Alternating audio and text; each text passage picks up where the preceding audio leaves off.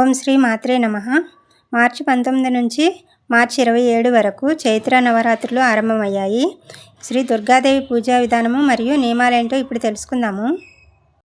అందరికీ నమస్కారం. ముందుగా మన ఛానల్ని ఎవరైనా కొత్తగా చూస్తున్నట్లయితే ప్లీజ్ సబ్స్క్రైబ్ చేసుకొని వీడియోకి ఒక లైక్ చేయండి. ఫాల్గుణ మాసం ముగిసిపోయి చైత్రమాసం వచ్చేసింది. ఈ చైత్రమాసంలో వచ్చే నవరాత్రులను వసంత నవరాత్రులు లేదా లలితా నవరాత్రులు అని పిలుస్తారు. ఈ 2026వ సంవత్సరంలో మార్చి 19వ తేదీ ఉగాది నుండి ప్రారంభమయ్యి మార్చి 27 శ్రీరామనవమి పండుగతో ఈ వసంత నవరాత్రులు ముగుస్తాయి. కోరిన వరాలనిచ్చే అమ్మవారిని ఈ 9 రోజులు భక్తితో పూజిస్తే మనం అనుకున్న పనులన్నీ నెరవేరుతాయి. నవరాత్రి పూజా నియమాలతో పాటు మన కష్టాలు తొలగిపోయి ధనలాభం కలగడానికి పండితులు సూచించే కొన్ని విశేష పరిహారాలను కూడా వివరంగా తెలుసుకుందాము. ముందుగా కలశాన్ని పెట్టి పూజించే ఆనవాయితీ ఉన్నవాళ్ళు కలశాన్ని పెట్టి చేసుకోవచ్చు. లేదు అంటే అమ్మవారికి కలశం పెట్టి చేయలేని వాళ్ళు అమ్మవారి పటానికి పసుపు కుంకుమలు పెట్టి దీపారాధన చేసి పూజ మొదలు పెట్టుకోవచ్చు.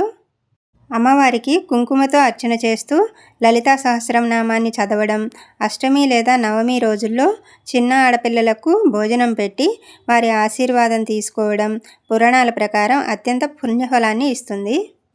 ఇక పురాణాల్లో చెప్పిన ముఖ్యమైన నియమాల విషయానికి వస్తే ఈ 9 రోజులు ఉపవాసం ఉన్నా లేకపోయినా సాత్విక ఆహారం మాత్రమే తీసుకోవాలి. మాంసాహారం, ఉల్లి, వెల్లుల్లి తినకూడదు. జుట్టు, గోళ్ళు కత్తిరించకూడదు. నలుపు రంగు వస్త్రాలు వాడకూడదు. మధ్యాహ్న సమయంలో నిద్రపోకూడదు. నిల్వ చేసిన ఆహారాన్ని అస్సలు తినకూడదు. నేలపైనే నిద్రించాలి. భార్యాభర్తలు తప్పనిసరిగా బ్రహ్మచర్యం పాటించాలి. మనకు ఏవైనా దోషాలు ఉండి అవి తొలగిపోవాలి అంటే దుర్గాదేవికి మంగళవారం రాహుకాల సమయంలో నిమ్మకాయ దీపం వెలిగించడం చాలా మంచిది. ఇంట్లో వృధా ఖర్చులు తగ్గాలంటే ఒక ఎరుపు రంగు వస్త్రంలో పసుపు కొమ్ములను మూట కట్టి బీరువాలో పెట్టుకోవాలి. గుమ్మానికి కలబంద కట్టడం, పూజ గదిలో కుబేర యంత్రం పెట్టుకోవడం వల్ల అష్టైశ్వర్యాలు కలుగుతాయని పండితులు చెబుతున్నారు. ఆకస్మిక ధనలాభం కోసం గన్నేరు పూలతో పూజ చేయడం, అప్పుల బాధలు తీరడానికి కొబ్బరి నూనెతో అమ్మవారికి దీపారాధన చేయడం చాలా మంచిది. ఈ నవరాత్రుల్లో ప్రతినిత్యం తులసి కోటను, గోమాతను పూజించడం వల్ల ఇంట్లో ఐశ్వర్యం వృద్ధి చెందుతుంది. మనకున్న స్తోమతను బట్టి పేదవారికి ఆహారం, బట్టలు లేదా నల్ల నువ్వులు దానం చేయడం వల్ల కష్టాలన్నీ తీరిపోతాయి.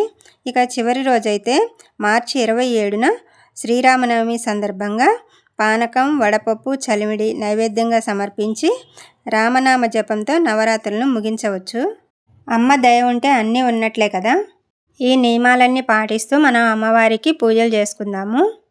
ఈ సమాచారం మీకు ఉపయోగపడినట్లయితే ఈ వీడియోకి ఒక లైక్ చేసి ఇలాంటి మరిన్ని వీడియోల కోసం మన ఛానల్ని సబ్స్క్రైబ్ చేసుకోండి.